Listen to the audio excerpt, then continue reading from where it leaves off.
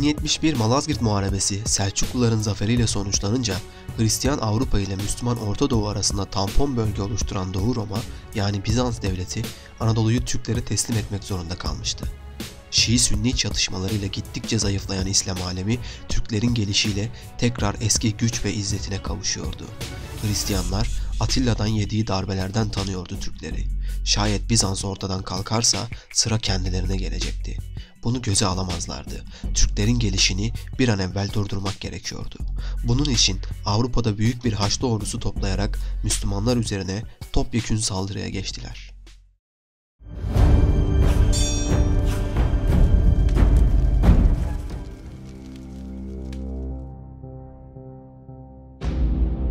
...1096 yılına geldiğimizde Papa'nın çağrısıyla Avrupa'da 100.000 kişilik çoğunluğu siviller, gönüllüler ve hapishane mahkumlarından oluşan bir ordu toplanarak Konstantiniyye'ye doğru yola koyuldu.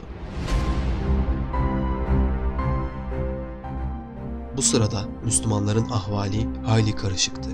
Anadolu'da beylikler, Doğu'da Abbasi halifeliği ve Selçuklu, Mısır'da ise Abbasi halifesini reddederek kendi halifeliğini ilan etmiş bulunan Şii Fatimi devleti. Bu devletin Orta Doğu'da Şiiliği yaymaya çalışıyor olması İslam dünyasını ikiye bölmüş ve kendi arasında çekişmesine yol açmıştı. Haçlılar dağa yola çıktıklarında Yahudi ve Hristiyan halkın köylerine saldırmış, mallarını gasp etmiş ve katliamlar ve tecavüzler yaparak Konstantiniyye'ye ulaşmayı başarmıştı. Ordunun 1/4 daha Konstantiniyye'ye varmadan öldürülmüştü. Bu gözü dönmüş ordu Avrupa'da kalmaya devam ettiği sürece Avrupalılar için de bir tehditti. Bu orduyu kokuşmuş bir çöp torbasına atarmışçasına Anadolu'nun girişine bıraktılar. Anadolu'yu Kudüs'e kadar yağma ve talan ederek Müslümanların gücünü kırmak istiyorlardı. Bu 100.000 kişi adeta piyon gibi Anadolu'nun kucağına itilmişti aynı zamanda. Zira Türklerle hiç karşılaşmamışlardı. Bu sırada Avrupa'da daha büyük, devasa bir ordu kuruluyordu.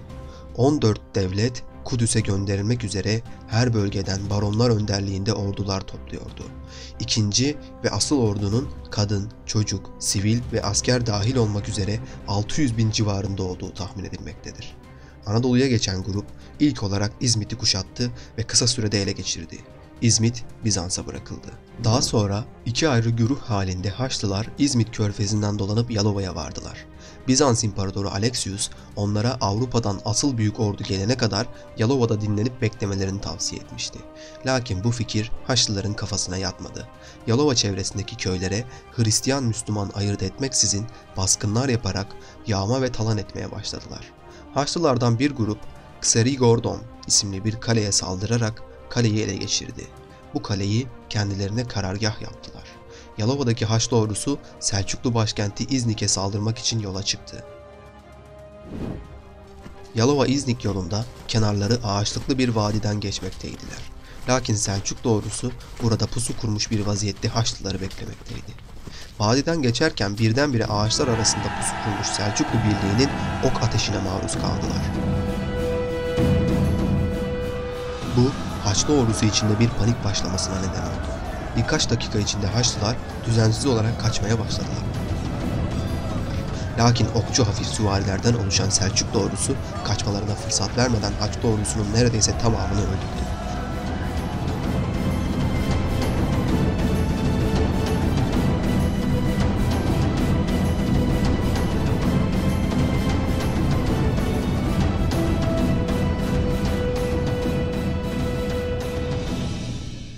Sağ kalanlar Bizans gemilerine binerek kaçmayı başarabildi. Ardından Kserigordon kalesi de Haçlılardan geri alındı. Haçlılar Anadolu'nun öyle kolay kolay geçilemeyeceğini anlamıştı. Bu yüzden asıl Haçlı ordusu çok daha temkinli ve planlı hareket etmeliydi. Çok geçmeden asıl Haçlı ordusu Konstantiniyye'ye vardı. Bizans İmparatoru ile görüşmeye başladılar. Bizans İmparatoru bu Haçlı ordusunun Orta Asya ve İran yoluyla Anadolu'ya göç eden Türkmenleri buralardan temizlemek ve Anadolu Selçuklu Devleti'ni ortadan kaldırmak için kullanılmasını istemekteydi.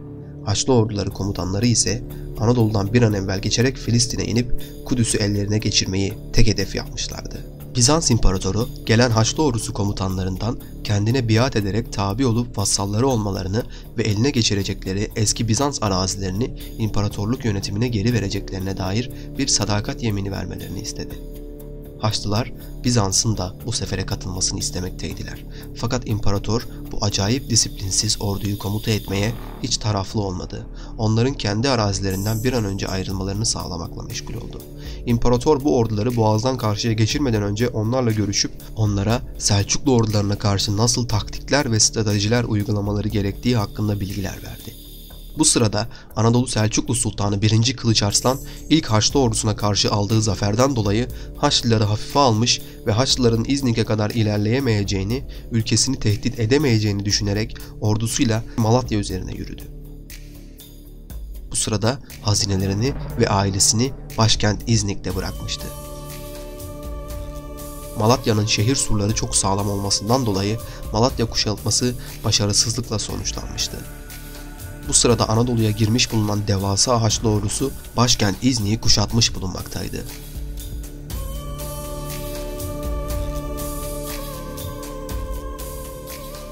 Kılıç Arslan alelacele dönerek İznik'i kuşatmış bulunan Haçlı ordusuna saldırdı. Lakin Haçlı ordusu çok kalabalık ve zırhlı askerlerden oluştuğundan ağır zayiat vererek geri çekilmeye mecbur kaldı. Sonunda Haçlılar Anadolu Selçuklu Devleti'nin başkenti İznik'i ele geçirdiler. İznik şehri de söz verildiği gibi Bizans'a bırakıldı. Haziran ayının sonunda Haçlı ordusu Anadolu'ya geçip Kudüs'e gitmek için yürüyüşe başladı. Haçlı ordusu ordunun idaresini ve iaşe toplamayı kolaylaştırma nedeniyle iki ana bölük halinde ilerledi. Birinci bölük Eskişehir yakınlarına geldiği sırada Anadolu Selçuklu Sultanı 1. Kılıç Arslan tarafından karşılandı. Kılıç Arslan, İznik'in düşmesinden sonra diğer beyliklerden de destek alarak ordusunu büyütmüştü. Selçuklu ordusunun okçu süvarileri çok hızlı ve seriydi. Haçlı ordusunun 1. bölüğünün etrafını sararak orduyu ok yağmuruna tutmaya başladı. Haçlılar hemen askerlerini birbirine sıkıca yaklaştırıp sanki birbirine kenetlendiler ve asker olmayanlar ve ağırlıklar çevresinde onları korumak üzere toplandılar. Selçukluların hücumunun ve baskınının haberini arkadan gelen 2. Haçlı bölüğüne bir atlı haberci ile gönderdiler. İkinci grup Fransız zırhlı ağır süvarileri, birinci grubu çembere almış olan Selçuklu güçlerine karşı bir zırhlı süvari hücumuna geçti. Selçuklu okları Haçlı zırhlarına çok zor geçtiği için bu Haçlı süvari hücumu Kılıç Arslan'ın çemberini yarmayı başardı ve iki Haçlı ordu grubu birleşti. İkinci gruptan ayrı bir birlik ise savaşanların kenarından geçti ve Selçukluları arkadan vurdu. İkinci ordu grubunun bu kadar çabuk bir araya gelebileceğini, bu kadar ağır bir darbe indirebileceğini beklemeyen ve birleşen Haçlı ordusuyla çatışamayacağını anlayan Sultan Kılıç Arslan, Selçuk ordusunu epeyce zayiat vererek geri çekmek zorunda kaldı.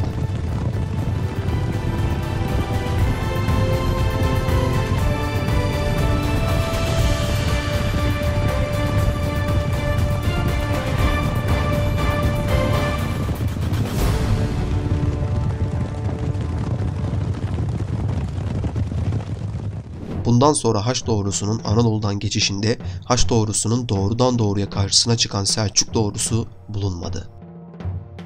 Haçlılar Selçuklu topraklarından ilerlemektense güneyden yani Bizans toprakları üzerinden ilerleyerek Antakya'ya yani Hatay'a ulaştılar. Haçlı ordusu çok kalabalık olduğu için iaşe sıkıntısı çok yaşandığından 5'er-6'şar binlik birlikler civar köy ve kasabalara saldırıp talan, katliam ve tecavüz ederek iaşe temin ediliyordu.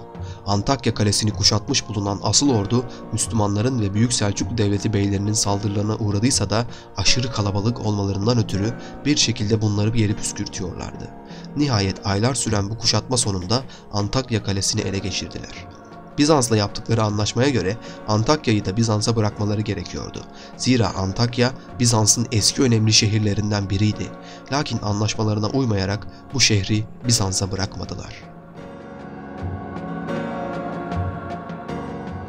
Haçlı baronları Urfa Kontluğu, Antakya Prensliği ve Trablus Kontluğu olmak üzere 3 şehir devleti kurmuşlardı.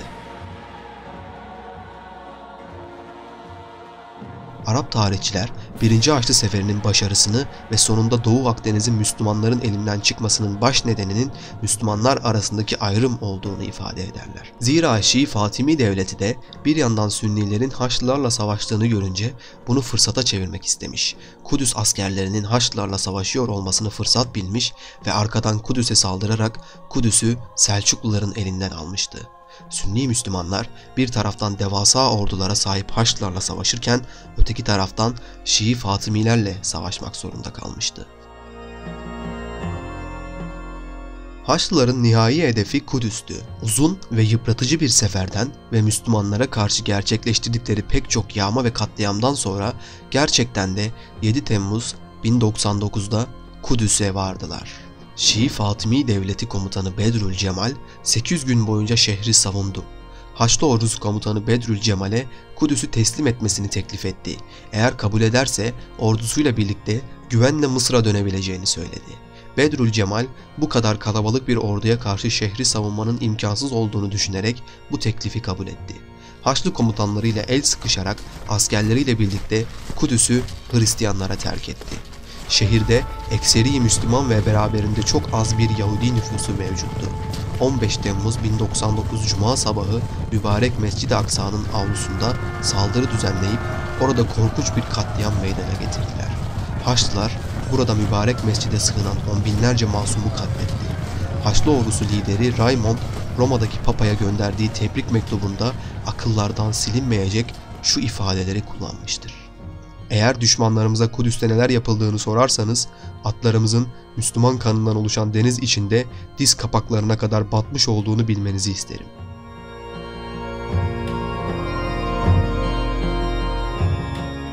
Araştırmacı yazar Will Durant, Medeniyetin Hikayesi adlı kitabında şunları aktarır. Müslüman kadınlar mızraklar ve kılıçlar sokularak öldürülüyor, annelerinin kucağından zorla alınan bebekler surların üzerinden itilerek ya da kafaları direklerde parçalanarak öldürülüyorlardı. Araştırmacı yazar Jersey şöyle der: şüphesiz Haçlı tarihinde meydana gelen bu olay kara bir lekedir. Bu olayları okuyan herkesin bedeni diken diken olur ve yapılanlardan tiksinir. Filistinli araştırmacı yazar Arif el-Arif şunları söyler: Haçlılar Kubbetü's Sahra'yı kiliseye çevirdiler ve kubbesine de büyük bir haç diktiler. Bütün bu olaylar Müslümanların kalbinde yerli Hristiyanlardan intikam alma ve Kudüs'ü tekrar ele geçirme ruhunun kök salmasını sağlamıştı.